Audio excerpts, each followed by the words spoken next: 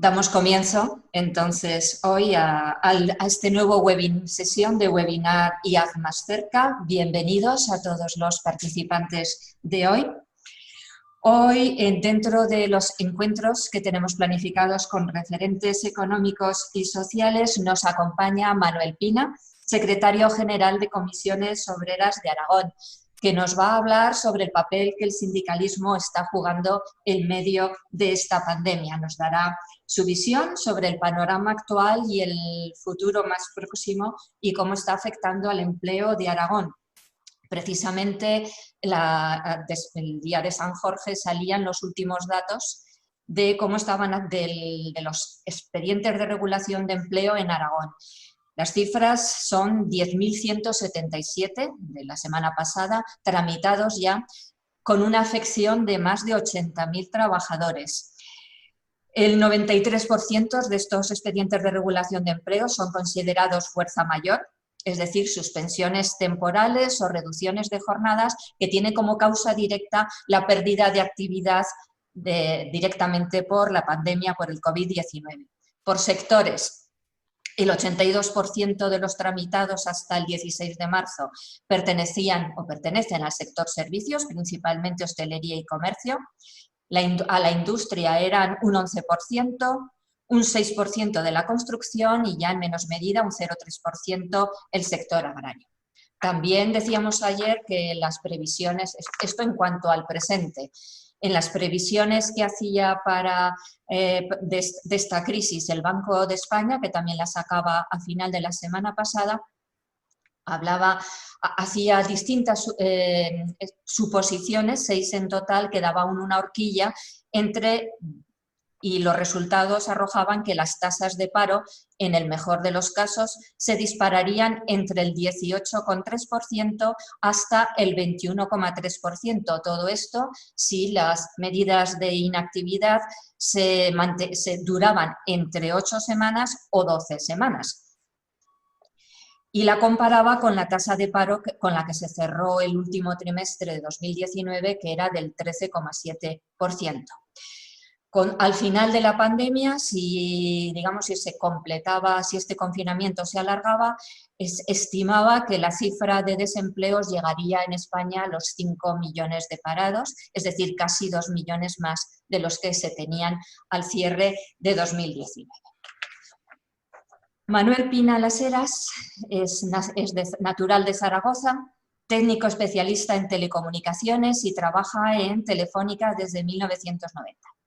Es afiliado a Comisiones Obreras desde el 91 y fue miembro del Comité de Empresa de Telefónica desde 1995 hasta 2004, primero como secretario y desde 1999 como presidente del mismo. También durante esos años fue secretario general del sector de telecomunicaciones en Zaragoza y miembro en varias ocasiones del Comité Intercentros de Telefónica. Fue mediador del Servicio Aragonés de Mediación y Arbitraje del SAMA entre 2000 y 2004, cuando pasó a ser miembro del patronato de la Fundación SAMA como representante de comisiones obreras en Aragón. Durante este tiempo se negoció el tercer y el cuarto acuerdo para la solución extrajudicial de conflictos laborales de Aragón, ASECLA.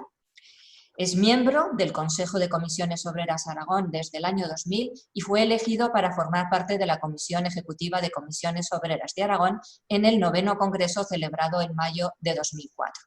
Fue reelegido como miembro de la Comisión Ejecutiva de Comisiones Obreras Aragón en enero del 2009 en el marco del 10º Congreso y en diciembre de 2012 en el 11º Congreso.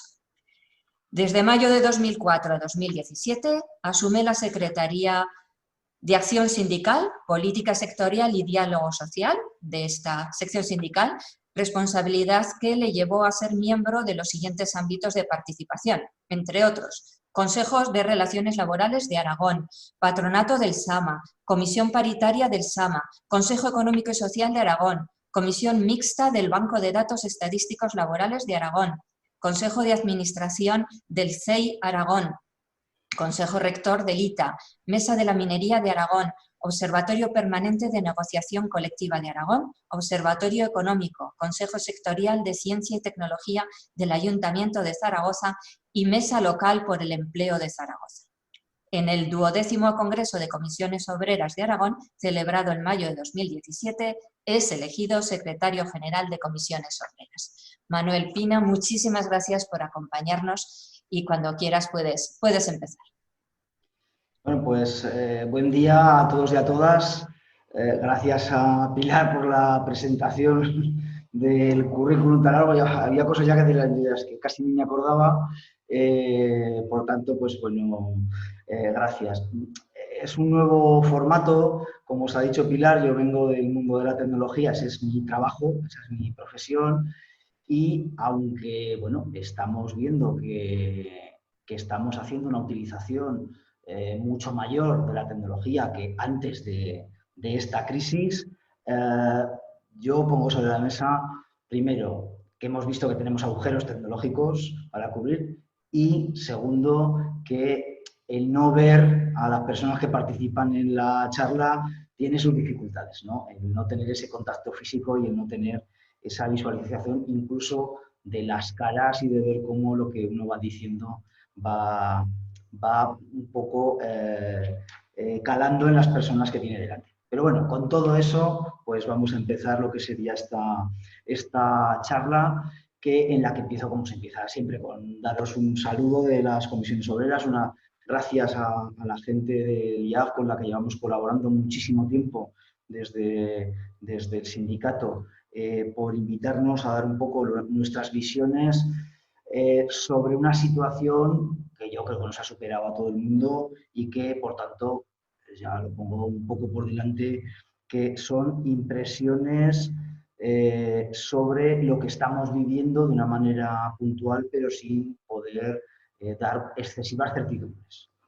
Yo quiero empezar porque estos días, pues cuando me toca hablar tanto con los medios de comunicación como en otros ámbitos, sí que empiezo siempre con un recuerdo presente, porque la forma en la que tenemos esta charla, incluso esta jornada, tiene mucho que ver con la situación que estamos viviendo de la epidemia o de la pandemia del coronavirus. Y, por tanto, con un recuerdo a las personas que han estado afectadas, tanto teniendo la enfermedad como los fallecidos. Hoy mismo se está haciendo un homenaje y un recuerdo a un personal de la limpieza, un hombre que ayer murió del hospital Miguel Servet. Por lo tanto, yo creo que hay que hacer un recuerdo, porque esto no es una situación habitual y esto tiene una parte humana muy importante.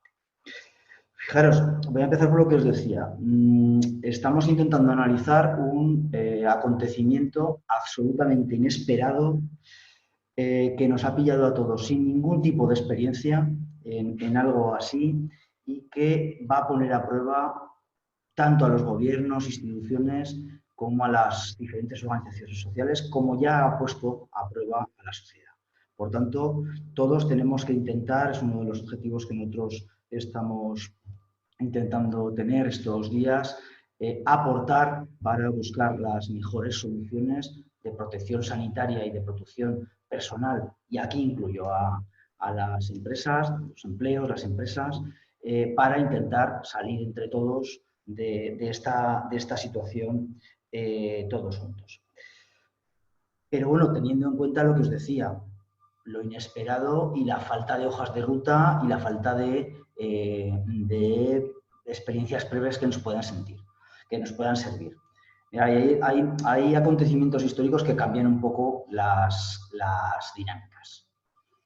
Nosotros en poco tiempo hemos tenido ya 3. En 2001 tuvimos el ataque de las Torres Gemelas, que cambió los sistemas de seguridad y la geopolítica. En 2008 tuvimos una crisis económica brutal, como no se conocía desde hacía décadas, y ahora tenemos una pandemia que, por suerte, nadie recordaba una situación así, la anterior pudo ser hace prácticamente un siglo, pero ya digo que nos sitúa en relativamente poco tiempo histórico en unas circunstancias difíciles. Todavía no nos habíamos recuperado de las repercusiones económicas y sociales de la crisis de 2008, ni tampoco de las geopolíticas de 2001, y ahora estamos en una crisis precisamente que añade un componente más. A lo geopolítico y a lo económico y social añade una situación sanitaria que ya digo que esta era absolutamente desconocida, pero va a influir en las otras dos cuestiones que os decía. Yo creo que si hace 2 o 3 meses alguien nos dice que un pequeño bicho, como se decía al principio, iba a suponer lo que ha supuesto, pues no creo que nos lo creyéramos. Digo, hace 3 meses o hace 2, incluso la semana casi anterior a tomar las medidas sobre el estado de alarma, yo creo que había mucha incredulidad.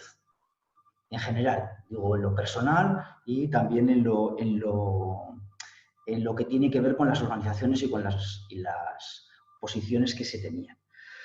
Pero hemos visto, bueno, pues que la realidad del coronavirus nos ha pasado, digamos, por encima, está suponiendo una especie de tsunami y yo, sinceramente, como decía, no creo que en este momento el agua del tsunami haya bajado todavía. No sabemos qué hay debajo de esta inundación. Por tanto, eso es una primera reflexión, ¿no?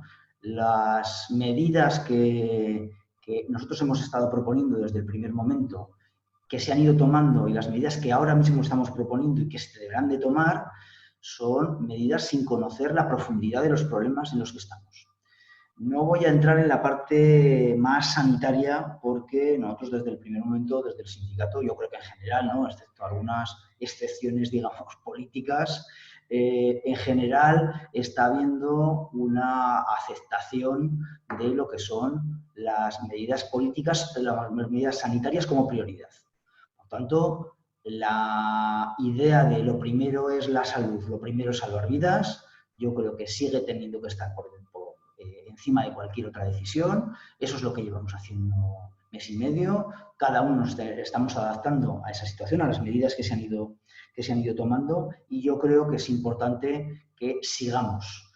Ayer conocimos el plan de desescalada. Yo no he tenido mucho tiempo porque tengo que hacer excesivas cosas para profundizar en el plan de desescalada.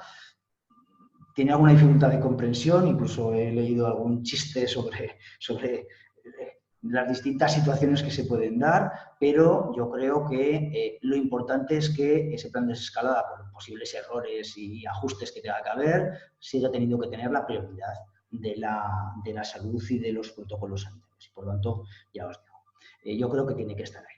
Pero también quiero introducir otra idea sobre esa prioridad sanitaria, y es que la pandemia es un problema global. Ni es un problema de Aragón, ni es un problema de España, ni es un problema de Europa. Es un problema mundial. Y, por tanto, hay un ámbito en lo que es la sanidad que tiene que ver con decisiones que deberíamos haber tomado entre todos, hablando de la humanidad en general, ¿no?, sin poner un sitio para atender a las necesidades de esta pandemia, y que han puesto en cuestión pues muchos de los organismos que teníamos, a los que se les ha visto las múltiples limitaciones. Mirad, estáis hablando también estos días de los ODS, ¿no?, y de la situación en la que pueden quedar estos ODS, los 17. Y yo creo que una de las cuestiones más dramáticas de lo que hemos visto es, primero, la situación a la que nos estamos enfrentando, pero segundo, que los ODS han ganado actualidad, no la han perdido. Cuando tú los lees, ves la necesidad que tenemos de poner en marcha muchas de las ideas que ahí se acordaron. Y una de ellas es, como decía, el tema sanitario. Que no tengamos un organismo internacional efectivo, porque está en la Organización Mundial de la Salud, pero efectivo para poder marcar las directrices sanitarias en todo el mundo en una pandemia global, me parece un error evidente. No puede ser que en cada sitio se estén tomando decisiones diferentes. Ya no digo en lo concreto, sino en algunas cuestiones que afectan a todos los demás. Estamos todavía oyendo a dirigentes, a presidentes de países que nos hablan de que confinamiento es una especie de conspiración, y a otros presidentes que nos dicen que igual bebiendo lejía esto se pasa. Yo, sinceramente, creo que esto requiere de la puesta en marcha de esos organismos de una manera, ya digo, clara para tomar decisiones en una situación así. Pero es que además ahora vamos a tener una deriva. Estamos viendo cómo ha habido muestras claras de insolidaridad, esas en la propia Europa, sobre los materiales y los elementos de protección de las personas que necesitaban unos países, como ocurrió con Italia en un primer momento y nos ocurrió a nosotros después, una semana después, mientras otros que iban más retrasados en la gestión de la pandemia los tenían y no los dejaban. Yo creo que eso pone en evidencia los claros agujeros de solidaridad. En Europa, por ejemplo, hemos visto claramente cómo se ha ido montando una unión de mercado muy potente, que a veces nos impide tomar decisiones, pues porque todo afecta a la competencia y, sin embargo, no tenemos una unidad ni social ni siquiera sanitaria. Entonces, yo creo que eso hay que resolverlo de alguna manera, y ya digo, para eso deberíamos de utilizar esos ODS. Y aquí pongo un último ejemplo, y es lo que podría ocurrir con la vacuna. La vacuna tiene que ser universal y tiene que llegar a todas las personas en todos los países. Si entramos de nuevo en las dinámicas de que las industrias farmacéuticas lo que estén en una carrera para llegar primero y sacar beneficios económicos, volveremos a incidir en los problemas que estamos viendo y que estamos teniendo. Por lo tanto, ya os digo, yo creo que ahí en esas cuestiones generales yo creo que hay que plantearlas. Y una última cuestión global que tiene que ver precisamente con que la globalización para muchas personas hasta ahora parece que era el que teníamos muchos productos comerciales cerca que se producían en otros sitios y que podíamos viajar de una manera mucho más abierta, que también lo es. También eso es parte de la globalización, y nos hemos dado cuenta de que la globalización también es que un virus es capaz de viajar de una manera rapidísima e infectar al mundo desde un país que para nosotros es lejano, para otros no es tanto, pero para nosotros es lejano, como es China. Una epidemia que se provoca allí, en este momento, tiene afectación en prácticamente todo el mundo. Y no entro en las cifras porque, sinceramente, lo de las cifras y la afectación, yo creo que todo el mundo tenemos claro que no tenemos una foto de lo que está pasando, ni en afectados, ni en fallecidos. Pero sí tenemos claro que está afectando a muchísima gente y que ha fallecido ya mucha más gente de la que estamos viendo. Por lo tanto, nos hemos dado cuenta de que la globalización y los efectos que tiene una parte, ya digo, que tiene que ver con el comercio y la relación comercial humana, pero tiene que ver también con estos efectos a veces sanitarios y a veces de insuficiencias que hemos visto. Por lo tanto, ya digo, un poco, esos serían los criterios generales. Y Pilar, no sé si he hecho demasiada introducción, y Pilar luego me ha planteado un poco lo que son la situación que estamos viviendo. Mira, nosotros al principio de esta crisis, con la inexperiencia y con la dificultad que eso tenía, bueno, pues nos pusimos en situación con varios escenarios. Si las medidas sanitarias, sobre todo el confinamiento y la limitación de movimientos, eran cortas, la afectación económica y social podía ser leve. Eso pasó hace mucho tiempo. El ponernos en esa situación pasó hace bastante. Estamos ya en una situación absolutamente diferente. La parálisis económica que tiene que ver con las decisiones sanitarias, con el confinamiento, ha sido prolongada, aunque, como os decía antes, ayer empezamos a ver lo que sería el plan de desescalada. El plan de desescalada también es largo. Estamos hablando de que hemos estado mes y medio prácticamente confinados y el plan de desescalada como poco va a durar otro mes y medio. Por lo tanto, podemos estar en afectaciones a varios sectores económicos de prácticamente 3 meses. Yo creo que no hace falta reflexionar mucho sobre lo que supone la afectación para algunos sectores de 3 meses de paralización prácticamente absoluta.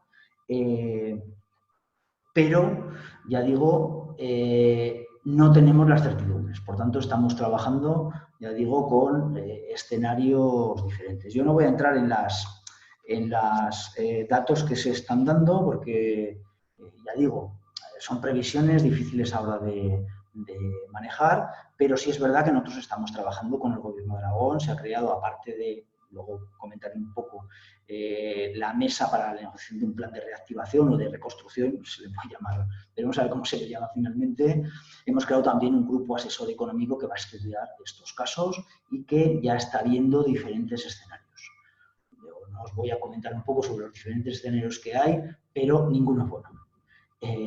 Es verdad que Aragón está en mejor situación que el resto de España como media y sobre todo que algunas otras comunidades autónomas que van a sufrir mucho más, pero esto es lo de los consuelos, ¿no?, entre unos y otros.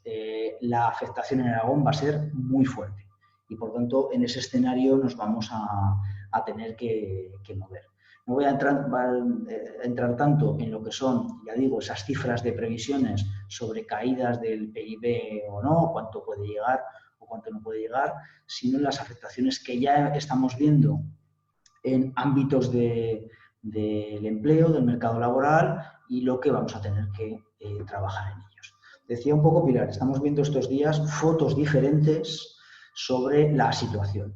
Siempre son fotos incompletas. Yo, en las declaraciones que hago estos días, siempre lo pongo de manifiesto. Ayer salió la EPA, que solo incluía 15 días de la crisis. La EPA era del trimestre y, por tanto, solo la última quincena de marzo estaba afectada por la crisis. Salieron datos de paro hace poco, que tendremos la semana que viene los del mes, que también afectaban a pocos días en ese momento. Tenemos los datos de los ERTES y de las empresas y personas afectadas por ERTES.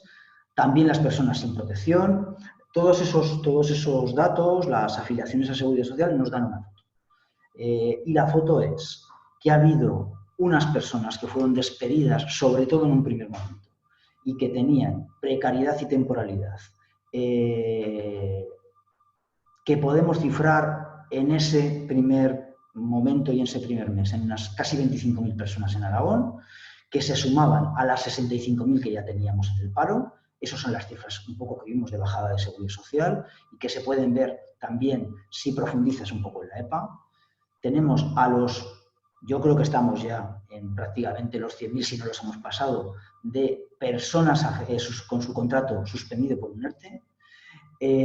Tenemos a las empleadas del hogar, que es un sector con una afectación diferente porque tienen cotizaciones a un régimen de la Seguridad Social diferente, que también están ahora suspendidas y con protección. Tenemos a los autónomos.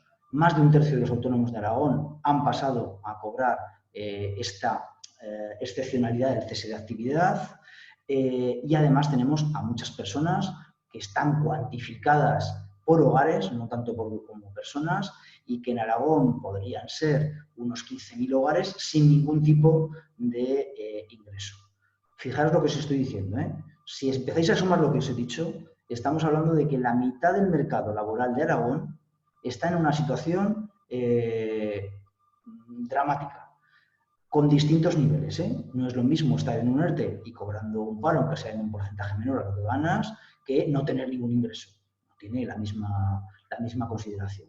Pero, ya digo, estamos hablando probablemente de alrededor de la mitad del mercado laboral aragonés, con lo que eso supone. Se han tomado medidas, nosotros propusimos medidas de protección, se han tomado bastantes medidas, creemos que hay algún agujero, alguna insuficiencia. A nosotros nos parece que desde luego ha habido un cambio de actitud en las medidas tomadas en esta crisis y en otras, dando por supuesto que esta crisis era absolutamente diferente. No es fácil comparar unas crisis con esta, pero yo creo que se han tomado medidas de protección y que, excepto el grupo al que protegería este ingreso mínimo vital del que se lleva debatiendo ya unos días, hay una protección bastante amplia, que cuesta mucho dinero y que veremos a ver hasta dónde se puede mantener, porque, ya digo, el plan de desescalada nos marca un horizonte todavía 6 semanas, con lo que eso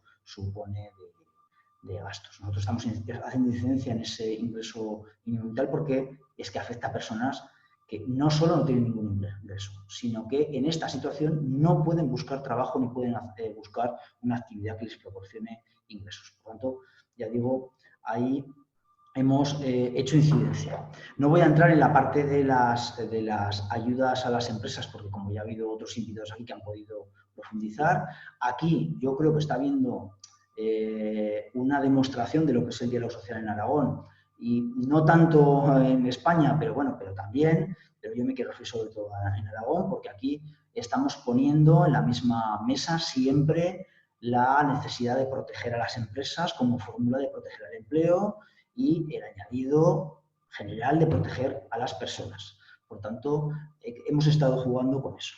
Ahora estamos en otro momento y es completemos esa protección y preparémonos para el plan de reactivación. Ya sabéis, está habiendo varias iniciativas, está habiendo iniciativas por parte del Gobierno del Estado, también en Europa, fundamental, no me va a dar tiempo a nombrar el tema de Europa, pero es fundamental para que Europa como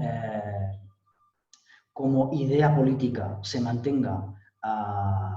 Europa tiene que demostrarnos la utilidad directa en la vida de las personas, en ayudarnos como europeos, en ser solidarios entre todos nosotros. Hubo una primera reacción europea, yo creo que vamos a dejarla en penosa, no vamos a profundizar más. Yo creo que eso se ha ido rectificando, incluso países que tenían una posición mucho más, incluso con expresiones desagradables, han ido rectificando y Europa está poniendo encima de la mesa algunas cuestiones que parecen importantes, que habrá que profundizar en ellas, pero ya digo, tenemos el ámbito de impacto del Estado y el de Aragón.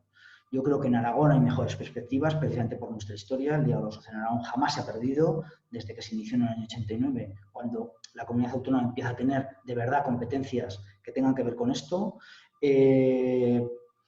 Eso lo estamos poniendo encima de la mesa. Yo creo que los 4 agentes sociales estamos en eso, haciendo mucha incidencia. Se ha conseguido algo difícil de conseguir en otras comunidades autónomas y es sentar a todos los partidos políticos de las Cortes para ese plan con los agentes sociales. Son 8 y con distintas posiciones.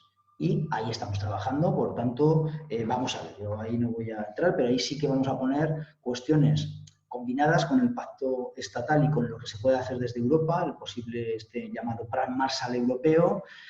Yo voy a mezclar un poco, ¿no? Y que tienen que ver, primero, con expectativas y segundo, con cuestiones más concretas. En cuanto a las expectativas, ya, esta crisis es diferente, como os decía, pero en las crisis sí que sabemos que hay determinadas cuestiones que profundizan todavía más en la crisis.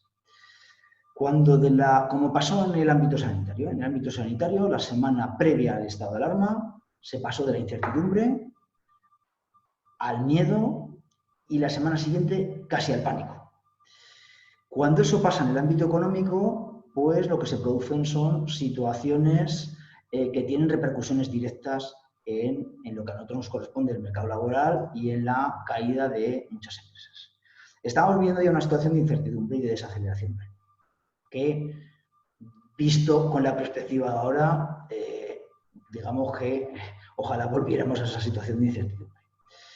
Lo que deberíamos de intentar impedir es que del miedo en el que estamos se pase al pánico, porque si no, las afecciones directas que tiene la paralización de la actividad, sectores enteros parados que tienen que reiniciar y que evidentemente van a sufrir muchísimo, podrían convertirse en una segunda ola de afectación porque la gente empiece a tener pánico a consumir. Incluso recuperando el trabajo, incluso en sectores donde no se ha parado la actividad, que son bastantes, que parece que son relativamente pocos, pero son bastantes, en el que, por ejemplo, incluyo pues, en el que yo estoy, ¿no? De las telecomunicaciones, que no ha parado, es un servicio esencial, como no ha parado la energía, como no han parado los que vemos más, porque esos vemos menos, pero los que vemos de las tiendas de alimentación o, por supuesto, la sanidad, la residencia, los cuidados, ¿no? Pero ha habido bastantes sectores que no han parado, la banca tampoco ha parado. Por tanto, si pasamos del miedo al pánico, en el que las personas dejamos de consumir porque no tenemos claro lo que va a pasar, eso nos llevará a una segunda ola de afectación. Podremos ver que la caída que tenemos ahora, clarísima, de la actividad y que va a afectar al PIB durante este tiempo y que debería de iniciar la escalada, ¿no? En vez de la desescalada, para recuperar la actividad económica, podría tener una profundización en relativamente pocos meses. Porque sectores productivos que hacen cosas que se venden pueden dejar de vender esas cosas. Y, por tanto, podemos ver cómo lo que son ahora ERTEs por la cuestión sanitaria se convierten en ERTEs o en ERES por las causas económicas y productivas que os estoy diciendo. Nosotros tenemos esa preocupación y nosotros las cuestiones que estamos poniendo es, como decía, una idea de tranquilidad. Intentar que la sociedad en general vea que los que tenemos algo que decir, que tenemos legitimidad y representatividad, los partidos políticos o los agentes sociales, nos ponemos a trabajar y les damos ese grado de tranquilidad que sabemos que en esta situación tiene su complicación. Y luego están las medidas que podamos poner. Hay dos tipos de medidas, por hacer un trazo muy grueso, porque veo que ya me empieza a quedar poco tiempo, que tienen que ver, uno, precisamente con el empleo y con todo lo que tiene que hacer los diferentes gobiernos, incluso la Unión Europea, que ha puesto por primera vez un programa, el SURE, de protección al desempleo, pues en conjunto de todas las administraciones y en lo que toca Aragón en las competencias, tenemos que ver programas de protección al empleo, de las personas que lo pierdan por un lado y de las personas que lo tengan por otro. Y de las que lo pierdan, el que haya programas de activos, de empleo, de lo que se llama siempre las políticas activas, de intentar ayudar a esas personas a la búsqueda de empleo y en muchos casos al reciclaje si se produce caída de sectores que yo creo que tenemos todos claros en la cabeza cuáles pueden ser. Por lo tanto, yo creo que ahí es un camino que estamos poniendo encima de la mesa sobre, ya digo, protección y políticas activas de empleo para hacerlo. Y otro sobre políticas precisamente para intentar que no se nos caigan muchas empresas o incluso sectores enteros. Las dificultades que de forma objetiva pueden tener sectores como hostelería, restauración, turismo, que incluso pudimos ver, con el trazo gordo que yo os digo que no he podido profundizar, de la desescalada, de cómo es posible que un restaurante en un momento dado, no sé en qué fase, no sé en cuál de las fases será, abra a un tercio de la capacidad. Bueno, pues las dificultades son claras, no hace falta discutir mucho. Pero, ya os digo, puede haber dificultades en sectores productivos que tengan caídas de ventas. Yo creo que deberíamos de huir de políticas generalistas, de ayudas que no acaban sirviendo de nada, de dar pequeños cheques a todo el mundo y ir viendo por sectores cuál es la afectación que han tenido, cuál es la afectación prevista e intentar hacer ahí políticas sectoriales, incluso subsectoriales, que permitan ayudar a las empresas para aguantar lo más posible. Y ya digo, no es lo mismo y es muy difícil compatibilizar las ayudas a empresas que hacen coches o que hacen lavadoras, que tenemos aquí en Zaragoza, por eso las nombro, o que hacen trenes, ¿no? Con un pequeño bar en la esquina que cuando decida abrir dentro de unas semanas vea, primero, que tiene un tercio de la capacidad y, segundo, que igual el miedo hace que la gente no entre. Por tanto, yo creo que hay que llevar al terreno pequeño, y ahí es muy importante la labor que hacen las comunidades autónomas, ese tipo de iniciativas. Y eso es un poco lo que nosotros estamos queriendo poner encima de la mesa. Aparte de eso, pues bueno, ya voy a acabar pues recordando, esta semana para nosotros es muy especial, es la del 1 de mayo. Habitualmente esta semana y así está ocurriendo, al menos con los medios que se están portando en eso, yo creo que muy bien. El protagonismo que tenemos las organizaciones sindicales tiene que ver con eso, con que es nuestro día de reivindicación y de celebración de lo que es el movimiento obrero y los sindicatos, estaríamos preparando pues nuestra manifestación y nuestros actos. No lo estamos haciendo, evidentemente, no vamos a poder salir a la calle, no nos vamos a poder juntar, no nos vamos a poder tocar físicamente, y lo que estamos haciendo es preparar un 1 de mayo virtual que estamos haciendo ya estos días. Y ahí sí que estamos poniendo, que con eso quiero acabar, pues reivindicaciones que yo creo que también hay que tener en cuenta. No tanto en el plan de reactivación, no querría mezclar los espacios, pero que sí que hay que tener en cuenta. La crisis ha puesto de manifiesto que muchos de los problemas que teníamos en el mundo del trabajo se han multiplicado. Uno, el valor del mundo del trabajo en sí mismo. Aquí había profesiones que no tenían ninguna valoración social y menos todavía una valoración en condiciones laborales y salariales. Y yo creo que tenemos que ponerlo encima de la mesa. Hemos visto lo que de verdad importa, lo que de verdad sostiene a una sociedad. Y eso tiene que ver con el mundo del trabajo y la valoración que hacemos. Hemos visto que era mucho más importante en este momento que otras profesiones, que no digo que no lo sean, que cuando volvemos a la situación de cierta normalidad, pero que son muy importantes, como, ya no hablo del personal sanitario, que por supuesto, pero es que estamos viendo que las residencias donde se ha dado el mayor problema sanitario estaban atendidas por personas que estaban en unas condiciones, ya digo, laborales y sociales que creo que hay que solucionar. Pero estamos hablando de sectores de limpieza, de seguridad, de la cadena alimenticia en general, desde los que recogen en el campo hasta que finalmente nos cobran en el supermercado. Yo creo que eso hay que ponerlo encima de la mesa. Y luego recordar los problemas que ya tenemos y que se han multiplicado, de precariedad que vienen sobre todo de políticas de 2008.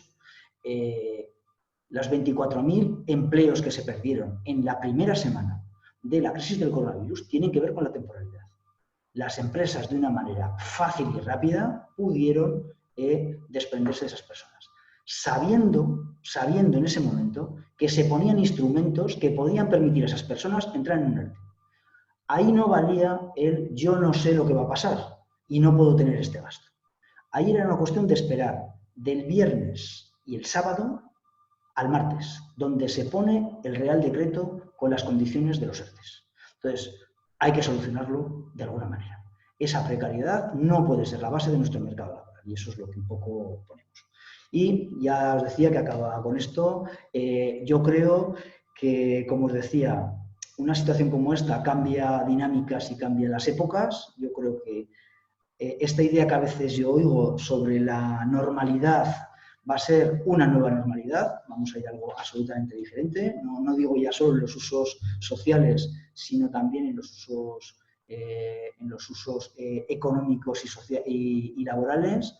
Yo espero que aprendamos de esto y que aprendamos del valor de ciertas cosas, como decía, del valor del trabajo, que veamos lo importante que es tener industrias esenciales en cada país y en Europa para que no nos pasen estas cuestiones. Y no hablo solo de las mascarillas y de los respiradores, que también, sino de cuestiones a veces mucho más amplias. Y yo creo que eso tendríamos que aprenderlo y tendríamos que aprender a que a veces los problemas, pues ya digo, que vienen de manera global y no tenemos instrumentos globales, se han demostrado, para afrontarlos. Y yo con esto ya acabo. Pues muchas gracias, Manolo, por tu implicación hoy y por la relación que llevamos años de implicación tanto de comisiones obreras como tuya personal, que desde el IAP damos. Bueno, empezamos ya el turno de preguntas, hay bastantes preguntas por escrito, pero vamos a primar las intervenciones en directo. Entonces tenemos a Miguel Luis La Peña, que desde Fraga nos va a hacer una pregunta en directo. Jesús, ¿cómo lo vamos a hacer? ¿Contesto a cada una de manera separada o me espero? Te voy haciendo pregunta a pregunta. Entonces, Vale. ahora, Miguel Luis La Peña. Sí. Le tenemos ya en directo, con lo cual, Miguel Luz, cuando quieras. Muy buenos días. Hola, ¿qué tal? Muy buenos días. En primer lugar, agradecer al IAF por estas jornadas que yo voy siguiendo y sobre todo también a Manuel Pina por esa sensatez que ha puesto en esta situación complicada que estamos viviendo y sobre todo con dos objetivos claros, ¿no? La defensa de los puestos de trabajo y también el apoyo al sector empresarial. Y una cosa muy importante que se está caracterizando Aragón es por esa unidad, tanto política, empresarial, sindical, y esa mesa de negociación que se ha puesto en marcha, yo creo que es importante, ¿no? Yo a Manuel haría una pregunta que yo creo que es importante.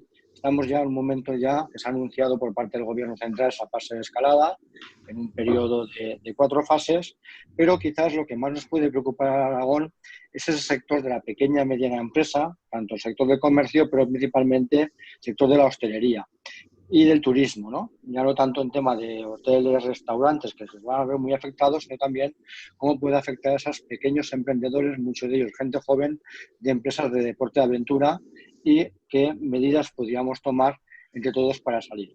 Yo creo que es un tema que nos preocupa a todos y sobre todo también salvaguardar esos sectores también importantes, como podía ser en la zona mía, ¿no? En la zona de Fraga, el sector de la fruta, ¿no? Sabéis que ahora empieza ya todas las labores de campaña, tanto de aclareo, recogida, transformación en almacén, y ahí también tenemos que tener un apoyo muy importante para poder contactar a esa gente y que esa gente también, esas personas en definitiva, puedan estar en unas condiciones importantes y muy dignas también de alojamiento, como la gran mayoría de las fincas de Fraga y de la comarca del Bajo Baixín las tienen. Por lo tanto, esas serían las preguntas y agradecer una vez más al IA, a Jesús Arnau, a su directora, y también a Manuel Pina por esas reflexiones tan interesantes que nos ha hecho esta mañana. Bueno, pues te contesto, te agradezco. En la parte del IAF ellos te contestarán, en la parte que a mí me corresponde. Es verdad que los agentes sociales estamos intentando trabajar, es histórico, de manera conjunta. Siempre hemos tenido la idea de que si sumamos, en realidad estamos multiplicando y, por tanto, lo estamos haciendo en una situación que realmente, ya decía, no estábamos preparados, pero en la que esa apuesta es todavía mayor por el diálogo social. Comentabas alguna cuestión que sí que me parece interesante y que tiene que ver con alguna cuestión de las que yo he comentado. Tenemos que intentar tomar medidas y ayudar de manera concreta a sectores y subsectores, porque van a sufrir de manera, ya digo, diferente.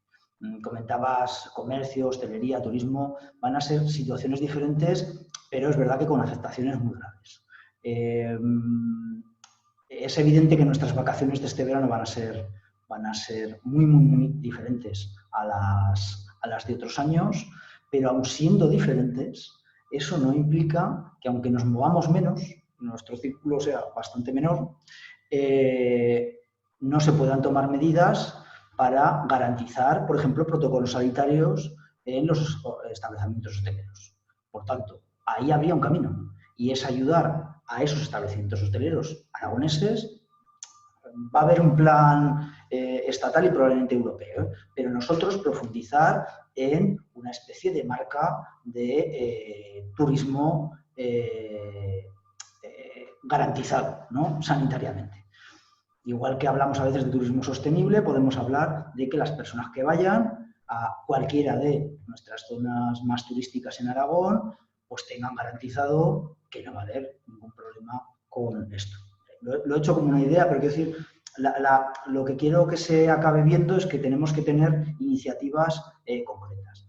En el comercio, bueno, pues, yo decía estos días, he dicho, vamos a ver cómo la gente, cuando vaya a comprarse una camisa, ahora que la estoy viendo yo, va a tener incertidumbres y miedos si esa camisa no se la abren delante de él, si está colgada en una percha.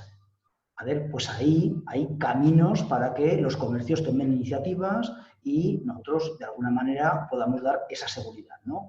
Lo mismo en el tema de restauración, con medidas concretas, ya digo, con la dificultad, porque es a mí el que más me preocupa, el de bares, restauración, porque las limitaciones de espacio pueden provocar que incluso haya establecimientos que no sean viables, pero ya digo. Y te referías al tema de la fruta. Nosotros ahí estamos manteniendo, digamos, la misma idea que en cualquier otro sector. Nosotros creemos que hay que recuperar la actividad, nosotros creemos que es fundamental recoger nuestros alimentos, hablar de la fruta, por hablar de tu sector, pero cualquier otro alimento en cualquier otro lado, y que hay que hacerlo cumpliendo los protocolos sanitarios y de seguridad. Y que, por tanto, lo que sí que tiene que haber es un compromiso, empresas, lo que nosotros podemos hacer por nuestra parte y gobiernos de ese cumplimiento de los protocolos. Y a partir de ahí dar, pues eso, facilidades para que no nos quedemos, pues eso sí que sería pasar, yo no sé ya del pánico a qué estadio, al apocalipsis, si nos quedamos sin alimentos. Por lo tanto, yo lo que digo que ahí tenemos que remar todos juntos, pero que es primordial el cumplimiento de los protocolos sanitarios. No podemos cumplir más como ciudadanos, no se nos puede exigir más como ciudadanos, que ha habido mucha gente que no ha podido salir en el último mes y medio, incluso nuestros hijos que pudieron salir este fin de semana por primera vez, y rebajar las condiciones en cualquier sector. No hablo solo de la fruta, sino en cualquiera, porque pasa en algunos otros. Pasó también en el telemarketing. Y entonces, ahí tener claro cuáles son los protocolos, cumplimiento estricto y recuperación de la actividad productiva. Bueno, continuamos con preguntas. Manolo, buenos días, gracias por la exposición. Conocemos la labor sindical, ahora especialmente complicada, para defender las condiciones de salud y laboral de las personas que trabajan. Suponemos que ahora se podrá valorar todavía más. Pero ¿cómo se va a concretar desde el sindicato su compromiso con la recuperación del empleo, ahora que la búsqueda de trabajo puede exceder la atención que se puede ofrecer desde el INAE? ¿Se les tiene en cuenta para la necesaria reconstrucción de un diálogo común y social? Sí, bueno, lo decía de manera más generalista, profundice un poco más con el tema de las políticas activas de empleo. Aquí hay varias apuestas que hacer. A mí no me ha dado tiempo a nombrar lo que debería ser una apuesta por los servicios públicos en general. Todos tenemos en la cabeza ahora la sanidad, o podemos tener en la cabeza otros ámbitos que se han visto muy en el foco de estos días. Pero yo creo que hay que ampliar ese foco. Yo creo que se ha demostrado que los servicios públicos son fundamentales para garantizar nuestros derechos y un bienestar con una calidad de vida lo más digna posible. Y ahí incluyo los servicios públicos que tienen que ver también con el ámbito del empleo. Yo creo que ante la situación que vamos a vivir en los próximos meses, debería de haber una apuesta para reforzar el SEPE como organismo, que ya hemos visto que ha habido que reforzarlo de una manera clara, porque ha habido decía antes, utilizaba la expresión tsunami, incluso yo creo que más, de trabajo en estos meses. Yo, porque os hagáis un poco una idea de lo que ha supuesto. Estamos hablando que en Aragón hemos sobrepasado de una manera amplia los 20.000 ERTEs en el mes entre marzo y abril. El año que más ERES y ERTEs juntos, antes no discriminamos, ahora discriminamos entonces no discriminamos. El año de la crisis de 2008, que más ERES hubo en Aragón, que fue el 2011, no llegaron a 1.700 ERES en todo el año. Y aquello era un desastre seguro. Y en este momento hemos sobrepasado en 2 meses los 20.000. Eso no entro en la reflexión del número, sino en la necesidad del refuerzo, por un lado del SEPE, pero ahora del INAEN como organismo que nos permita hacer políticas activas de empleo. Yo lo que espero es que lo que se hizo con los fondos de formación hace unas 3 semanas, de utilizar esos fondos precisamente para la protección, que a mí no me parece mal en ese momento, se solucione con que venga dinero de la Unión Europea, de fondos sociales, que se está hablando, para hacer potentes políticas activas de empleo en los países más afectados y en los sectores más afectados. Y que eso, desde luego, va a requerir pues, que se refuerce los diferentes instrumentos. El INAEN en Aragón y otros en otros sitios, y la participación evidente de los agentes sociales, porque son los que vamos a estar encima de las necesidades de cada uno de los sectores. Así que yo creo que tiene que haber una apuesta. Va a haber dificultades presupuestarias, evidentemente, porque yo creo que el dinero europeo va a venir muy condicionado, pero dentro de esa condicionalidad nosotros tendremos que aprovechar bien en las necesidades que queremos atender. Bueno, continuamos con preguntas. Aquí hay una que piden que te mojes, Manolo. ¿Qué opina que estemos España en los primeros puestos del ranking, tanto en fallecidos como infectados del COVID-19? con un sistema sanitario mucho mejor que la gran mayoría de los países del mundo. ¿No cree que hemos reaccionado tarde?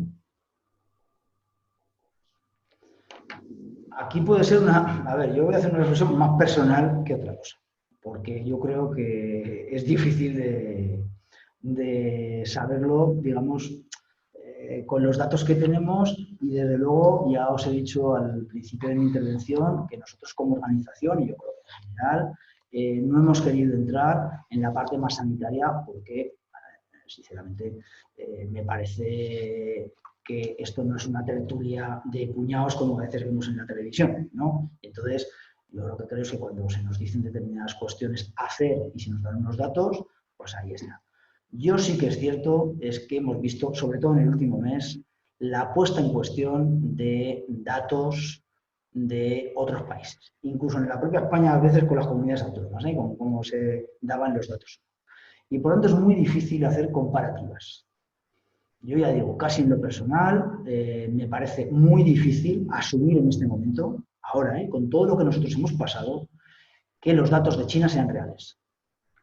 Pero cuando digo de China, puedo poner algún dato que ayer leía, por eso digo, es una cuestión personal y más difícil de ver, de los datos que estamos viendo, por ejemplo, de Brasil, donde la forma de contar es cuando menos extraña. Entonces, yo creo que con los datos es difícil hacer apreciaciones. Yo lo que sí que creo es que en el ámbito sanitario, que ha habido errores, ha habido a veces errores que se han tomado, yo creo que en muchas ocasiones se han podido rectificar, pero debido a la propia inexperiencia, sí que se han demostrado que teníamos agujeros y que los recortes sanitarios que se hicieron, sobre todo a partir de 2008, las políticas de ajuste, en unos casos porque eran iniciativas de las comunidades autónomas y en otros porque venían impuestas por Europa, han dado una foto clara. En las comunidades autónomas que se produjeron más recortes, ha habido más problemas. Y no digo que sea solo esa la razón, por la que los datos son diferentes entre comunidades autónomas, que te digo, no soy un experto, no voy a entrar, pero se han visto claros déficits de atención, de medidas de seguridad, los EPIs, los respiradores, que tienen que ver con inversión.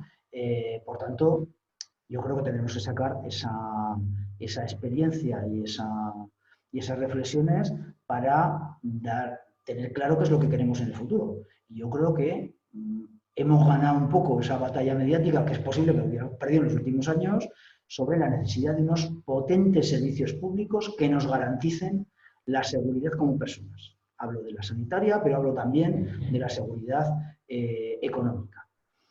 Es curioso que desde algunos ámbitos muy neoliberales se esté poniendo encima de la mesa la necesidad de potentísimas ayudas públicas que irían en contra de lo que ellos han defendido hasta ahora, y es que el mercado se acaba regulando solo. Entonces, el Estado tiene que intervenir, los servicios públicos tienen que ser muy potentes y yo creo que se ha demostrado que es más importante que entre todos nos salvemos que dejar en manos de una especie de ley casi divina de que el mercado se va a regular, porque claramente se ha demostrado que no. Estamos ahora mismo con la economía intervenida desde lo público. Las empresas paradas recibiendo ayudas de liquidez, recibiendo cese de actividad, los autónomos o los trabajadores con sus contratos suspendidos a través de ERTEs que se han tenido que legislar nuevos, con una potentísima, ya digo, iniciativa pública. Y eso, bueno, pues nos tendrá que llevar a una reflexión, porque de estos meses no nos están sacando ya digo, ese hilo del mercado.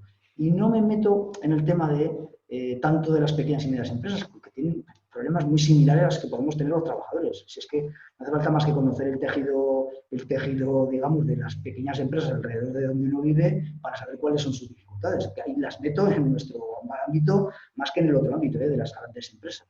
Entonces, pues ya digo, la sociedad tiene que tener claro que como conjunto es como vamos a salir de esto. Bueno, continuamos y en el hilo que marcabas ahora, Manolo, haciendo una pregunta de bastante enjundia. Dicen el coste social del COVID y el post-COVID, el mantenimiento de casi 14 millones de pensiones, subsidio de desempleo y en general subsidios, más de 2,5 millones de empleados públicos, más la baja natalidad de España, más el incremento de la esperanza de vida, más la gran deuda y el déficit público, ¿cree usted que el sistema es sostenible? Bueno, pues, a ver, yo lo que diría aquí es que la cuestión de la sostenibilidad o no, a ver, es verdad que cuando no tienes dinero, no hablo de lo pequeño, ¿eh? Cuando no tienes dinero, no tienes dinero, ¿no? Hablo de, como sociedad, la sostenibilidad o no tiene que ver con las prioridades. Yo cuando se habla de... Yo no soy empleado público, soy empleado de una gran empresa, pero no soy empleado público, aunque mi empresa venía del sector público hace ya mucho tiempo, ¿no?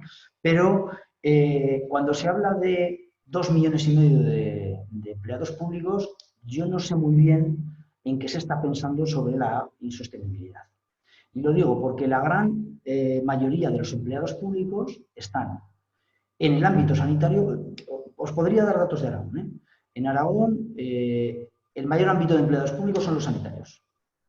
El segundo más amplio grupo de empleados públicos son los maestros, las maestras, la enseñanza en general. Y a partir de ahí entramos. Pero en lo que entramos es en bomberos, en policías, que garantizan nuestra seguridad, lo digo, los bomberos, que nos apagan los incendios o nos ayudan cuando tenemos un problema, en todas las personas de los servicios sociales que ayudan a gente que no tiene en muchas ocasiones para comer, que por tanto ayudan en ese ámbito. Yo creo que se tiene una visión de los servicios públicos absolutamente anticuada y que suena casi a chiste de personas con unos manguitos en la mano.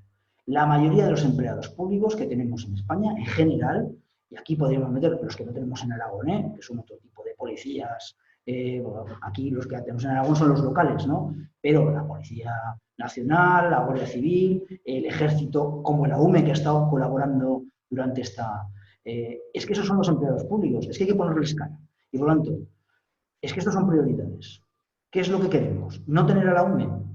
Bueno, pues cuando venga una de estas, no tendremos a alguien preparado para asumirla. ¿Queremos tener menos policías y guardia civil? Bueno, pues tendremos los problemas que tienen en el ámbito rural de falta de seguridad. ¿Queremos tener menos bomberos, menos médicos, menos personal en los sanitarios, menos maestros todavía con los recortes? Es que de eso estamos hablando, ¿eh? Entonces, yo creo que hay que ponerle cara. Y aquí meto lo que hablábamos antes, ¿eh? La gente del INAEM, por ejemplo, y de políticas de empleo. ¿Pero qué es lo que queremos? ¿Que no podamos abrir las oficinas? ¿Que la gente que tiene desempleo no pueda tener un sitio donde ir y donde acudir? Hay que ponerle cara. El tema de las pensiones. A ver, yo creo que es un debate absolutamente pasado. Y lo hemos vivido ahora.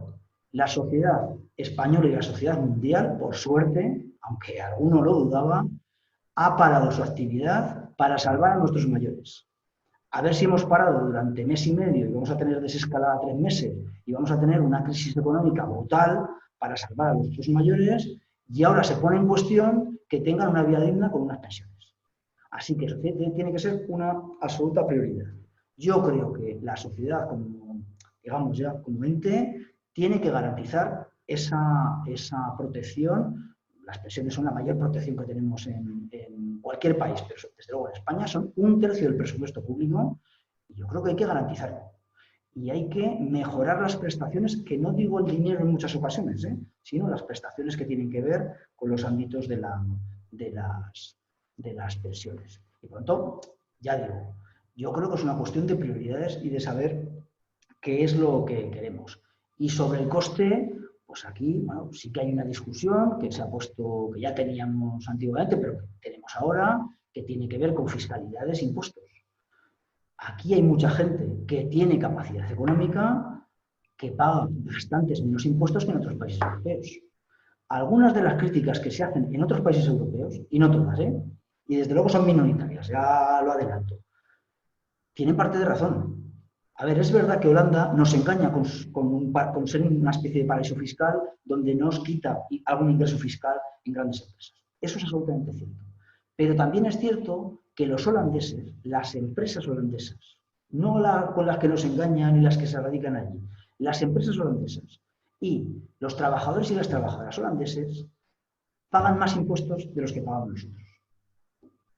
Entonces, tendremos que tener claro que esa diferencia entre unos países y otros, en España pagamos aproximadamente un 6% menos del PIB que se paga en otros países, hay una diferencia clara, pues tendremos que solucionarla, porque no podemos querer tener servicios públicos y ayudas públicas alemanas sin pagarlas. Entonces, bueno, pues ese debate tendremos que tenerlo y tendremos que tener una fiscalidad mucho más justa y progresiva. El que no tenga ingresos, pues evidentemente no va a tener un problema de pagar impuestos, porque es que no va a tener dinero para pagarlas. Yo a veces lo digo, es que no tengo ingresos, pues que no vas a pagar impuestos, porque no tienes ingresos. Entonces, yo creo que esa progresividad que yo incluyo a las personas y a las empresas, tiene que ser mucho más clara. Las empresas con muchas dificultades, las pequeñas empresas, los autónomos, que a veces tienen muchas dificultades para asumir su propia actividad, deberían de pagar por sus ingresos y de esa manera ajustaríamos cómo pagamos las personas, ¿no? Que pagamos por nuestros ingresos. Y cuando va subiendo a medianas, a grandes empresas, pues es que no puede ser lo que conocimos hace unos meses, y es que Amazon en España había pagado, creo que no llegaban a 200.000 euros de impuestos. No puede ser. No. Entonces, eso hay que solucionarlo, porque eso es lo que nos llevaba al debate anterior, de si es sostenible o no. Es que a veces lo hacemos insostenible con decisiones políticas. Continuamos. Aquí hace una pregunta que si cree que hay más posibilidades para la reconstrucción en Aragón debido al acuerdo de todos los partidos políticos, sindicatos y empresarios en una mesa común, algo que no se ha conseguido hacer a nivel del Estado. Sí, a ver, yo voy a sacar pecho, además lo hacemos mucho y yo creo que es bueno hacerlo porque a veces nos minusvaloramos con respecto a otros. A veces tenemos cierto sentimiento de que en otros sitios atan a los perros con longanizas, y yo os decía al principio, en la intervención, la única comunidad autónoma que no ha perdido nunca el diálogo social ha sido Aragón. Pero es que además ha ocurrido en una circunstancia que no se ha dado en otras comunidades autónomas, que es que en Aragón nunca ha habido mayorías absolutas. Nunca ha habido unas elecciones autonómicas en las que un partido haya ganado por mayoría absoluta. Por lo tanto, siempre ha habido o gobiernos monocolor que se tenían que apoyar en otros partidos, o gobiernos de coalición, que ha habido muchos. Solo hay otra comunidad autónoma donde no haya habido mayorías absolutas nunca, que es el País Vasco, con sus idiosincrasias y sus dificultades. Y aún así nosotros hemos mantenido el diálogo social siempre, con, ya digo, distintas fórmulas. Y eso tiene que ver pues, con una cultura de pacto, que a veces lo decimos, que puede ser histórica, es verdad, siempre vendemos un poco esa historia de Aragón desde el compromiso de Caspe del pacto en la propia Corona de Aragón, pero yo lo llevaría un poco más cercano en el tiempo, porque sí que es verdad, eso puede ser cierto, pero de la voluntad por parte de los agentes sociales desde que la comunidad autónoma empezó a tener de verdad competencias, que fueron los, ya digo, el primer acuerdo que nosotros tuvimos fue en el 89, negociado desde el año 88, por tanto, ya digo, desde entonces, y es la voluntad de los agentes sociales de aportar en positivo. Es que eso es lo principal. Cuando los agentes sociales hemos visto que algo no iba a llegar a un acuerdo entre nosotros, entre los 4 agentes sociales, lo hemos aparcado y hemos decidido que podíamos negociar los acuerdos y que también negociábamos las diferencias para dejarlas aparcadas. Eso ponía en una situación a los distintos gobiernos en la que era muy difícil decir a los 4 agentes sociales que te vienen juntos con ciertas prioridades consensuadas y compartidas, pues que no te ibas a sentar con ellos, porque ha habido malas épocas del diálogo social, y algunos gobiernos no tan comprensivos como otros. No voy a poner nombres para que nadie se moleste, pero es que al final se han visto en la necesidad de, pero si es que vienen todos juntos, si es que vienen con prioridades, ya digo, no compartimos todo, evidentemente, pero es que somos 2 partes de un conflicto, ¿no? Del conflicto social, pero sí compartimos necesidades. Y yo creo que eso se ha visto de manera muy potente en que, aunque algún partido, yo no voy a poner nombres, pero algún partido tenía ganas de no estar sentado en la mesa que se convocó hace 2 viernes de partidos políticos y agentes sociales para iniciar la negociación de un plan, tenía muy difícil no sentarse en esa mesa. Muy complicado. Y yo he de reconocer que tanto en esa primera reunión, sin profundizar, como en lo que han sido las 2 reuniones ya más técnicas que está habiendo para ir empezando a poner un esquema y un borrador, de momento la aportación está siendo en positivo. Por lo tanto, yo creo que en eso hay una diferencia clara y evidente con otros sitios, con otras comunidades autónomas, donde aquello es una especie de gallinero que no se ve a dónde llevará, y con el Estado, donde, pues, no sé, yo no soy muy optimista, pero, oye, ojalá me equivoque, ¿no? Ojalá haya un acuerdo. Es verdad que en el Estado, en las Cortes estatales de España, hay 18 partidos, pero nosotros tenemos 8 en las Cortes de Aragón, que no son pocos. Por tanto, bueno, pues, vamos a ver si aquí podemos llegar sabiendo que las competencias de una comunidad autónoma son limitadas, pero también sabiendo que es posible que si hay plan estatal de reactivación y plan europeo, de este llamado plan Marshall europeo, hay muchas políticas que deberíamos de reivindicar desde las comunidades autónomas, desde Aragón, que se hagan desde la cercanía. Nuestro mercado laboral es diferente, lo hablábamos antes, en algunos ámbitos, el sector de la fruta, nuestro sector turístico es diferente a otros y, por tanto, se debería hacer de una manera más cercana. Aquí os pongo un ejemplo con las diferencias. Yo hablaba hace poco con mi homónimo en Baleares de Comisiones Obreras, el secretario general, que da la coincidencia de que es telefónico como yo, y me decía que el desastre al que iban, si no hay un plan de salvamento turístico en Baleares, y aquí podría poner Canarias exactamente igual, es brutal, porque ellos tienen casi el 40% del PIB en el sector turístico y el 45% de los empleos. Con todo lo que eso lleva, lo que va alrededor. Ellos van al desastre.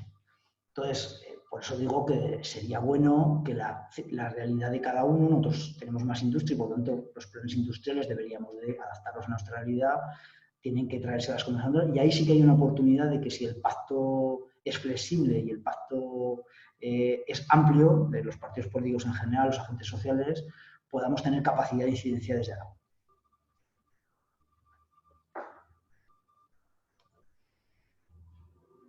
¿Cómo se podrá congeniar la urgencia en las personas en la necesidad de buscar trabajo tras esta crisis con la defensa de unas condiciones dignas de trabajo?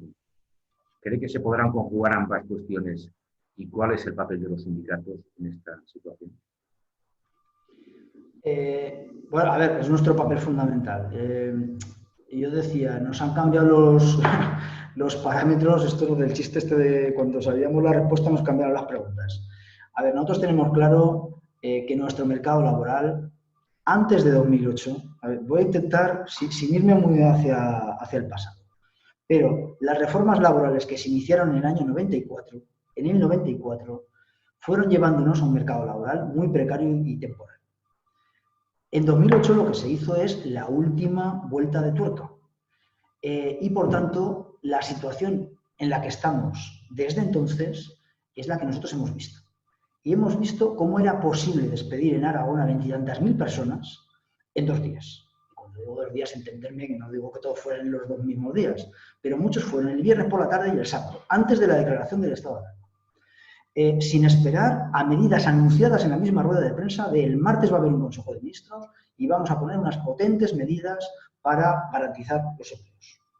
Entonces, evidentemente hay que solucionarlo, porque yo no quiero condicionar tampoco ni quiero entrar, pero sería bueno que si desde los sectores y desde las empresas se piden ayudas para salir de esta situación y nosotros las apoyamos, lo digo, nosotros las apoyamos, hay que apoyar a sectores que no van a poder salir sino de esta, eso tiene que ir unido a que esos sectores se comprometan a una especie de nuevo contrato social que a veces se teoriza, pero que a veces es tan concreto como los propios convenios colectivos.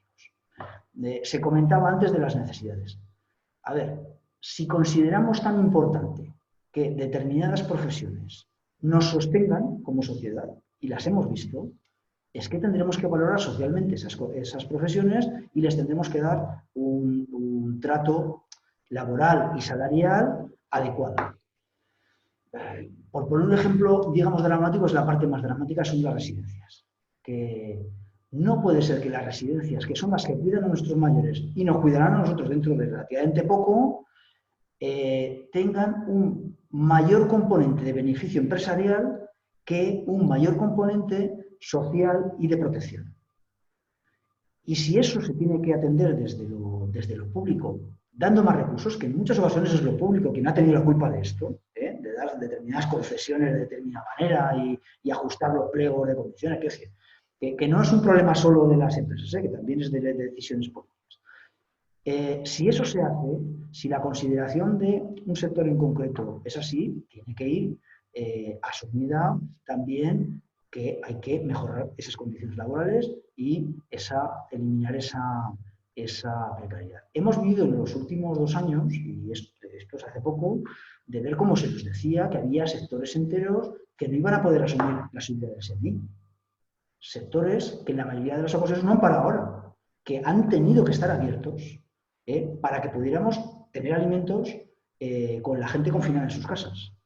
Entonces, eso habrá que tenerlo en cuenta. Habrá que ver que esos sectores son a veces más importantes que otros que consideramos que lo podían ser, y que no les quito ninguna importancia, pero que hay que tener esa valoración. Entonces, ahí está nuestro trabajo de poner encima de la mesa de que ahora nos toca salvar vidas, salvar los empleos y las empresas, pero mejorar las condiciones salariales y laborales. Y ya digo, que en muchas ocasiones no es solo una cuestión de una empresa. Cuando una administración saca un concurso público y valora más la rebaja económica que una empresa pueda proponer que las condiciones sociales de otra empresa, la culpa es de la administración, no es de las empresas.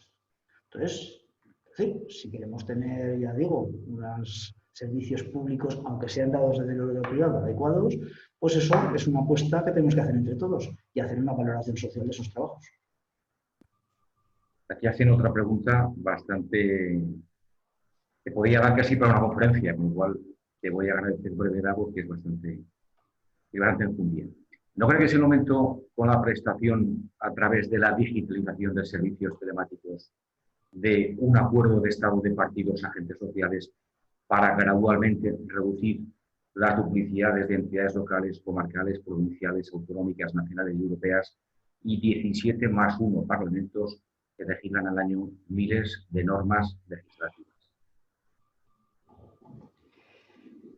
A ver, yo creo que son debates diferentes y que yo al menos no los mezclaría, pero yo hablo casi aquí más de una consideración personal que de...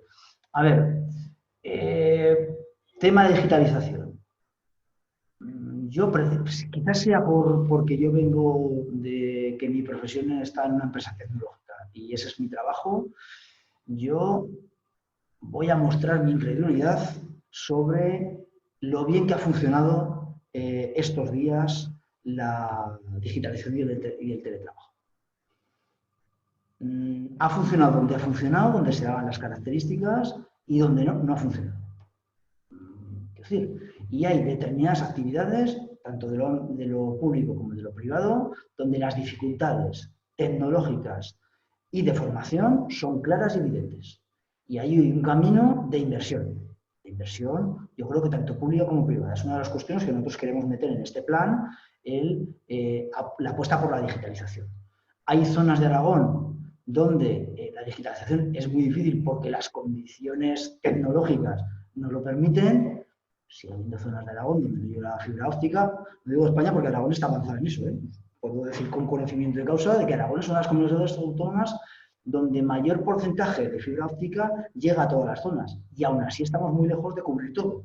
En otras comunidades autónomas es mucho peor, ¿no? Entonces, yo creo que hay una clara apuesta y que eso requeriría, bueno, pues de muchas decisiones, porque claro, para hacer determinados trabajos o teletrabajos hacen falta equipos, líneas adecuadas, equipos adecuados, programas que son a veces de las administraciones y de las empresas instalados y de manera adecuada, negociar bien de quién son, si el equipo lo pone una persona o luego uno lo pone, que decir, ahí hay mucho debate, pero sí que hay un claro campo de trabajo en la digitalización. Claro, la digitalización permitiría avanzar en otros debates. Yo en el tema de la reducción de las administraciones, sin entrar en si puede haber duplicidades, que a veces se dan, yo creo que el debate no es tanto la reducción o no, sino la cooperación entre administraciones. Entonces, yo creo que es bueno delimitar muy bien las competencias de cada administración para no hacer duplicidades y intentar acercar lo más posible las competencias, sobre todo que tienen que ver con las personas, a las administraciones más cercanas. Fijaros, esto es descentralización, no autogobierno, ¿eh? Autogobierno es otra cosa, en la que yo también tengo una apuesta evidentemente personal y también como organización, pero no hay que confundir con descentralización. Entonces, sí que es verdad pues, que hay determinadas administraciones en Aragón, tenemos 700 y pico ayuntamientos, que pueden tener dificultades si determinadas competencias se acercan a la administración municipal. Y eso habrá que verlo.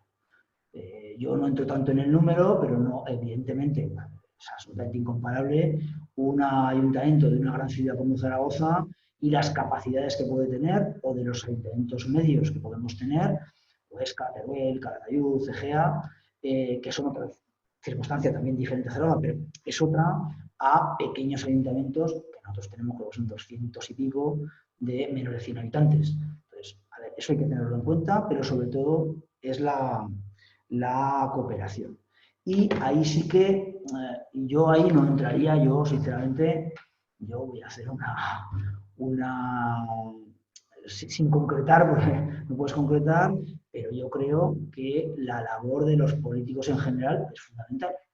Entonces, en la mayoría de nuestros ayuntamientos ahí nadie cobra, pero lo digo que a veces se empiezan a poner cifras sobre la cantidad de políticos que hay en España, que sale una absoluta barbaridad, cuando lo que se está poniendo encima de la mesa son cientos, miles de concejales que lo que hacen es poner su tiempo. No acabo de ver el debate, pero es que el que los políticos en un sitio como las Cortes de Aragón cobren un salario es una reivindicación del movimiento obrero, digamos, en general, para que un trabajador que tiene un trabajo, a veces en condiciones precarias, se pueda presentar al diputado. Y que esto no sea que la política no esté, no quiero criticar a otros, pero vamos, no sea tan personalista y que dependa mucho de tus ingresos como ocurre en Estados Unidos, donde nadie con pocos ingresos tiene muchas posibilidades de llegar a ciertos sitios. Entonces, yo creo que hay que poner encima de ese gasto es necesario.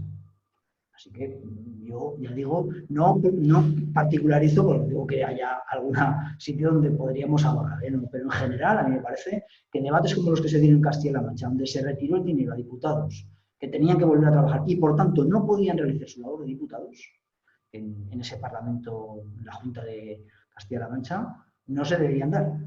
Pues, y luego con el tema de las normas, yo sí que creo que es verdad, ahí sí que hay un campo a mejorar. Yo creo que además esto viene en un momento determinado, en los años 90, en los que se deciden meter determinadas leyes básicas, la posibilidad de que se puedan, digamos, cambiar determinadas cuestiones. Yo creo que es bueno que las normas, determinadas normas básicas, sean de un cumplimiento claro y estricto y que la adaptación que se haga en cada sitio pues sea muy relativa. Hay algunas normas, por ejemplo, no sé, estoy pensando casi sobre la marcha, pero de seguridad industrial, donde da igual, donde esté una caldera, sea en Aragón o en Galicia, la norma debería ser la misma, ¿no? Y entonces, pues yo creo que deberíamos de intentar evitarnos normas que acaben replicando otras normas o normas que cambien tontaditas que no llevan a muchos sitios y, sin embargo, sí que deberíamos de profundizar en la posibilidad de que de las comunidades autónomas y en esa capacidad de autogobierno se tenga capacidad de priorizar unas cosas sobre otras. Entonces, yo creo que las dos cosas son absolutamente compatibles. Una comunidad autónoma sobre algo que no es básico, que el Estado ha decidido que no es básico, puede decidir que el dinero que se tiene se puede hacer. Esto, por ejemplo, yo voy a poner un ejemplo que vivimos hace un tiempo, que tenía que ver con los libros de los niños. Los libros de los niños en Aragón durante un tiempo fueron gratis, ¿no? Se les daba a los niños los libros. Y fue una decisión propia de utilizar nuestro dinero, que no se hizo en otras comunidades autónomas. No entro en el fondo de si se está de acuerdo o no, ¿eh? Lo que quiero decir es que ahí sí que puede estar el margen, pero el margen no puede estar en las condiciones de la educación de los niños en cada comunidad autónoma. Las condiciones tienen que ser iguales, a condiciones, digamos, materiales, ¿eh? No, entonces, yo creo que ahí hay que distinguir un poco la capacidad de modular con la capacidad de autogobierno. Bueno, casualmente en este mes de abril hace 4 años justo que publicamos en el BOA, hablando de normas, fue un anuncio, pero se publicó en el Boletín Oficial de Aragón, la puesta en marcha del Plan de la Responsabilidad Social. El Plan de la Responsabilidad Social de Aragón, el Plan RSA. Tenemos la ventaja además de que Manolo fue fundador del Plan RSA en la Mesa de la Responsabilidad Social y lo conoce como pocos porque además se ha implicado mucho a nivel de comisiones obreras y mucho a nivel personal. ¿Qué tenemos que hacer, Manolo, para no perder el trabajo hecho? Porque actualmente hay más de 1000 entidades y empresas, desde autónomos a grandes empresas, trabajando por el sello RSA, de un impacto superior a 120.000 empleos directos. ¿Qué tenemos que hacer para no perder ese trabajo realizado, ese logro de Aragón, seamos una referencia en la responsabilidad social y siendo ya optimistas y siendo ya más arriesgados para seguir creciendo y que esa marea de la responsabilidad social siga siendo importante en Aragón? ¿Qué opinas? Sí, bueno, primero sí que agradecerte el recuerdo. Nosotros hemos trabajado en el ámbito de la responsabilidad social desde hace mucho tiempo. Aragón ya fue pionero en algunas cuestiones anteriores a ese plan. Durante muchos años tuvimos el plan de responsabilidad social y alguna ayuda a la realización de memorias. Ya digo, con mucha más modestia, pero fuimos pioneros y yo creo que el plan de responsabilidad social de hace 4 años, que fue el primero que firmamos después de la declaración de diálogo social de ese periodo legislativo en Aragón, pues fue un plan que yo creo que demostró el cómo cuando se trabaja en positivo y cuando hay, tanto desde la administración como de los agentes sociales, hay voluntad, se puede hacer. Yo creo que el plan aragonés de responsabilidad social es un ejemplo en otros sitios sobre lo que se está haciendo y que yo creo que desde luego la apuesta en esta nueva legislatura se ha mantenido, hay que redoblarla. Y lo voy a decir precisamente por una cuestión, ¿no? El tema de redoblarla. Una de las enseñanzas que nos debería de dejar la crisis del coronavirus, a veces es difícil, ya digo, con la imprevisión que podemos tener ahora, uno piensa a veces en lo positivo que puede dejar una situación como esta, y es esa percepción de que lo social es importante, ¿no? De que lo común es muy, muy importante socialmente. Y, por tanto, ahí nuestro plan de responsabilidad social puede ser ya digo, muy importante en esa visualización. Yo creo que sería adecuado, tendremos que dar una vuelta en los próximos meses, para que primero las empresas que ya han estado en el plan y que entraron desde el principio, se han ido incorporando después, entiendan precisamente esta idea, que en este momento precisamente en el que hemos sufrido una crisis imprevista e inesperada, pero que ha puesto, digamos, en cuestión algunos mantras que nos tenían a veces, por ejemplo, a los sindicatos de clase un poco enterrados sobre lo bueno que eran algunas decisiones y dejar al mercado a que funcionara solo, sin poner muchas normas, sin poner muchas obligaciones, casi con todo derechos pero pocas obligaciones, como os decía. Yo creo que eso tiene que cambiar y yo creo que entre todos, cuando os decía antes lo de un nuevo contrato social, tiene que ver también con esto. Yo creo que las empresas tienen que ser ayudadas y apoyadas en esta situación, pero también creo que las empresas tienen que tener ese compromiso social. Cada una en su tamaño. No se puede pedir un compromiso social determinado, digo en cantidad, a una empresa grande que a una pequeña, pero sí digamos, iniciativa, ¿no? Incluso pequeñas, hemos visto en Aragón, han tenido ciertas iniciativas que son muy loables, pequeñitas empresas a veces, que tienen muchas dificultades. Yo creo que deberíamos ir por ahí, hacer a las que ya están, el decirles, mirar, esto pone todavía más en valor la labor que hacéis en esa responsabilidad social, y al resto de empresas el que se puedan incorporar a esa nueva, digamos, valoración de lo común y de lo social que esta crisis nos podría dejar. Bueno, para ir acabando, para mirar a acabar en hora, una última pregunta. Una pandemia es un alegato, pues, al positivismo. Dice, invitado a una pandemia mundial, una gran crisis económica con un fuerte impacto social. ¿Podemos sacar algo positivo en este desastre global? Sí, un poco, y así ya, como dices tú, podemos acabar un poco lo que yo decía. Vamos a ver. Yo firmaría ahora porque no hubiera habido pandemia y no suframos la crisis económica que vamos a sufrir, ¿no? Ni en la profundidad que la vamos a sufrir, ni veremos a ver en las consecuencias. Pero, como eso no es evitable, yo creo que hay que sacar como positivo esta visualización sobre determinadas cuestiones que igual nos parecían importantes y que se han visualizado como las que vertebran la sociedad. Y por tanto, nos parece imprescindible que todo lo que tiene que ver con los cuidados, salud, residencias, apoyo a determinadas personas, esté reforzado. Pues ahí tenemos que ir. Nos parece importante que nuestro sistema productivo, nuestras empresas, tengan una estructura determinada y puedan no sufrir como han sufrido ahora esta pandemia. Pues ahí tendremos que ir, ¿no? A cambios de modelos productivos. Nos parece importante que la gente en los empleos, en su situación personal, esté protegida. Pues ahí tendremos que ir. Y eso hay que hacerlo compatible con los problemas que ya teníamos. Parece que, bueno, pues problemas como la transición ecológica se han olvidado, pero son precisamente una oportunidad.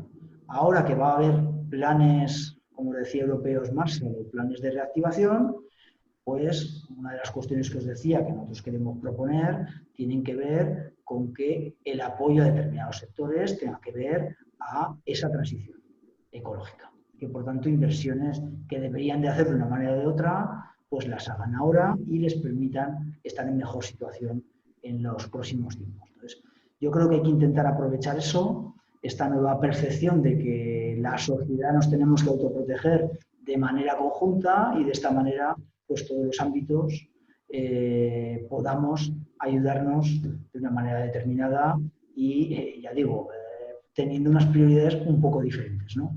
No tanto un beneficio directo, sino un beneficio social en el que se incluye también un beneficio a ver, ya yo soy consciente de que las empresas no pueden perder dinero, pero entre una cosa y la otra yo creo que es lo que tenemos que jugar. Muy bien, pues ya estamos en hora, son casi las 11:30 de la mañana. En nombre del IA agradecemos a Manuel Pina y a Comisiones Obreras su implicación total en todas las actuaciones que tenemos siempre en común. Y mañana, siguiendo además la estela de la responsabilidad social y los ODS, pues os invitamos mañana a las 10 porque tenemos a dos referentes a nivel internacional hablando de responsabilidad social y ODS. Hablamos la única española miembro de la Junta Directiva del Pacto Mundial de Naciones Unidas, que es Clara Arpa, y el vicepresidente de la Red Española del Pacto Mundial, Víctor Viñuales. Ambos son una referencia en responsabilidad social y ODS. Y quieren hacer público su apuesta, ahora más que nunca, que hay que seguir apoyando ambas actuaciones, la responsabilidad social y los ODS. Pues mañana a las 10, en esta misma plataforma, si os apetece, invitados estáis para seguir conociendo y apoyando lo que es la competitividad y la apuesta por el desarrollo sostenible, que es una misión de todos. Manuel, gracias, como siempre, por tu implicación y hasta un placer. Gracias a vosotros.